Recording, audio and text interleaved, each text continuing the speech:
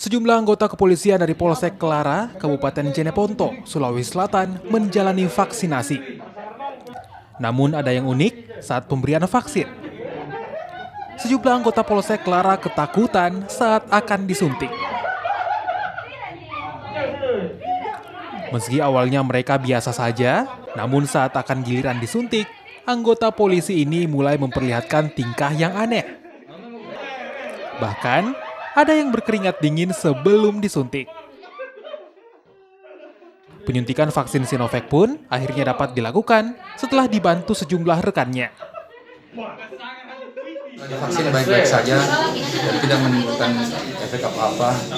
Setelah ini kami beraktivitas kembali seperti biasa dan saya himbau kepada masyarakat agar jangan takut untuk divaksin karena ini untuk kepentingan kita bersama agar herd immunity bisa kita bentuk dan kita bisa mencegah COVID-19.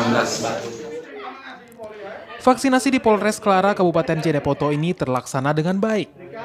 Hanya 20 yang dapat divaksin dari 25 orang yang diwajibkan lantaran 5 orang anggota Polsek Kelara merupakan penyintas dan sedang tidak dalam kondisi sehat.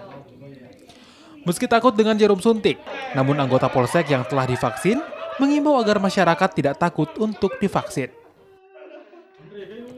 Nila Rustam, Kompas TV, Jeneponto, Sulawesi Selatan.